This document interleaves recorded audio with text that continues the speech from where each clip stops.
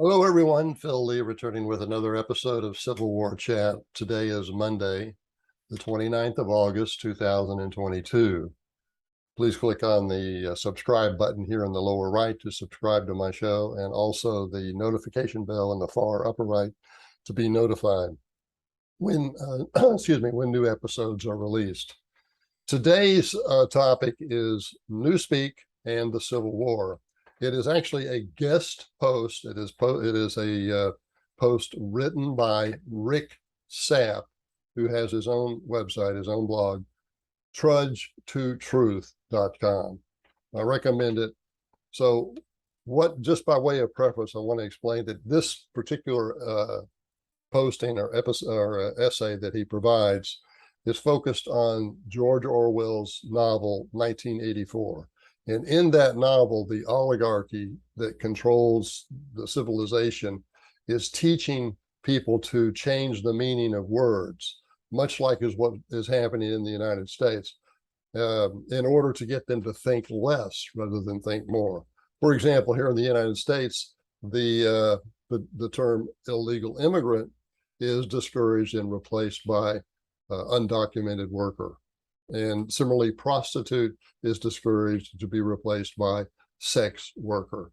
And there's a host of these things that are going on. And the interesting point is that when you look around American society today, you can see that the oligarchy, the cultural elite, is changing the meaning of words or demanding changes in the word usage so that they can limit the frame of or the span of thought.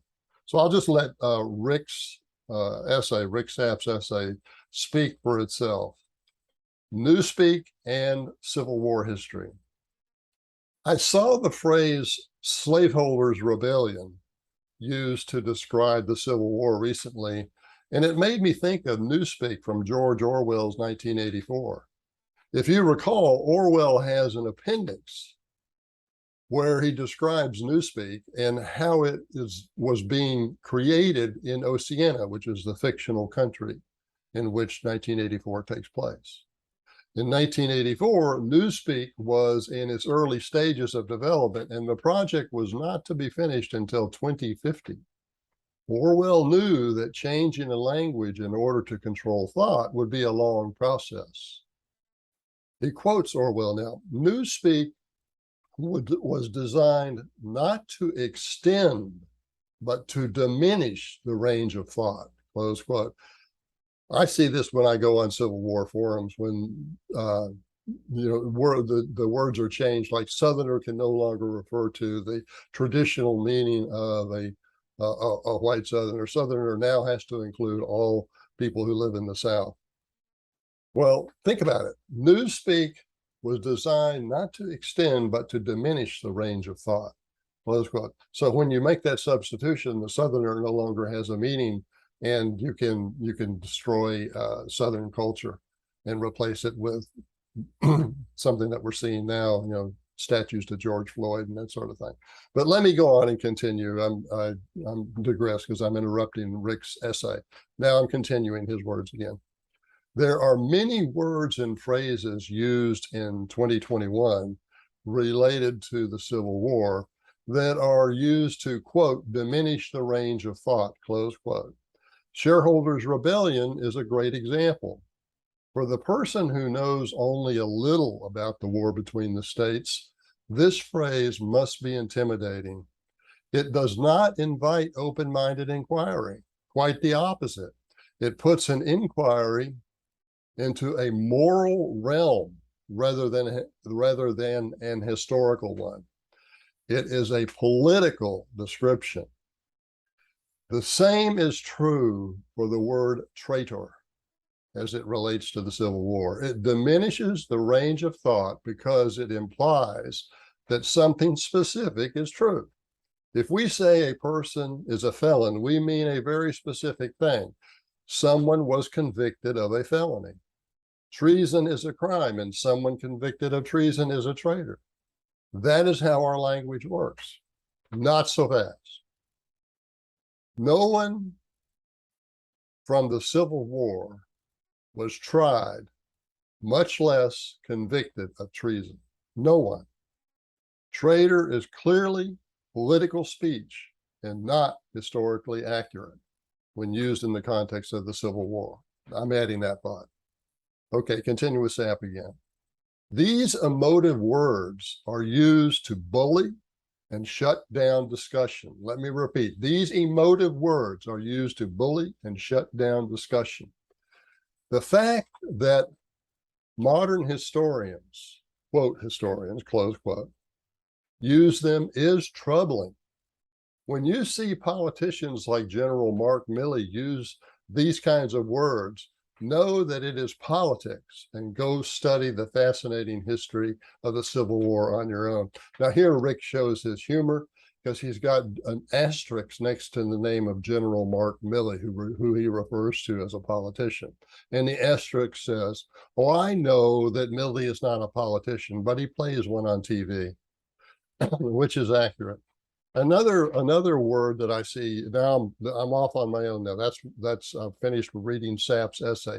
So, but to amplify on it, another word that I've seen that fits this kind of description is the word enslaved.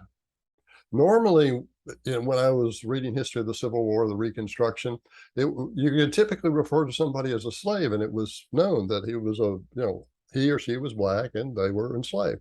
Now, in order to sort of to bias the discussion, in order to change narrow the range of thought, they come up with a compound term.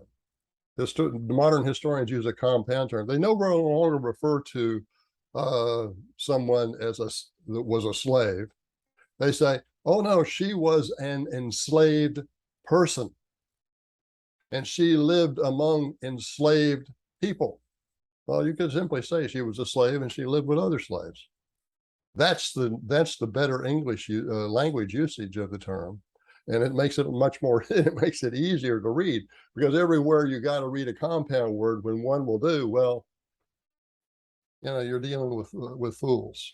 Okay, so what I'd like to do now is to share something on my screen here, and this is my latest book, Causes of the Civil War. I want to urge you to get a copy of this, because thoughts like this that Ric Sapp is making are also in this book, and facts about how the war happened in a way that doesn't lay all of the blame at the feet of the Southerners is in this book. You can buy it at Amazon for $22. If you want an autographed copy, it's $26 for me directly. Just email me, Phil_Leigh, L-E-I-G-H @me.com. I will sell it to you for $26 and cover the $4 postage myself. Finally, I want to mention that this book is also available in Audible format, which means that you can have it read to you. You can buy it and have it read to you while you're driving your car or working out on your Stairmaster or elliptical machine, whatever you're doing, and have the book read to you. So I would recommend this book, because what it really looks at that academics really don't is, why did the North choose to fight? I mean, it analyzes why the South seceded and why the upper Southern states came to join the lower Southern states after Lincoln called for 75,000 volunteers to, quote, suppress combinations too powerful to be resisted in any other way, close quote, something like that. So I look at both why the North and the South fought. And if you look, oftentimes academics will point out, well, if you look at the declaration of causes, you'll find that among the first 7 states that seceded, at least 4 of them cited slavery. But secession need not have led to war. Those states could have seceded in peace, and then, the abolitionists could be happy that they got rid of the states with the heaviest slave population, no longer in the United States. But no, the North went to war because it did not want disunion, and it shows up. About 10 northern states passed joint legislative resolutions explaining why they objected to Southern secession. And the thing that they objected to most was that it would cause disunion. And they wanted to preserve the union. That was their noble phrase. We want to preserve the union. But what they were really saying is they did not want disunion. If you read those joint resolutions from those legislatures, Michigan, New York, Minnesota, there's 10 of them, Ohio. What they're saying is that they want the union to them was a source of prosperity for their state. And if you think about it, before the United States was formed, all of these individual colonies, they could put up tariffs against one another. Trade amongst them was restricted by lacking a uniform central government. So in fact, it is true that when the individual states came together to form the United States, it did enhance the prosperity of the United States. But if you look at those resolutions, they're admitting that. And so what they're really saying is they didn't object to slavery. What they wanted is the main prosperity. And the trade that they had with the southern states was a major part of that prosperity. So that's our message for today. And I want to thank you for watching. I look forward to seeing you next time.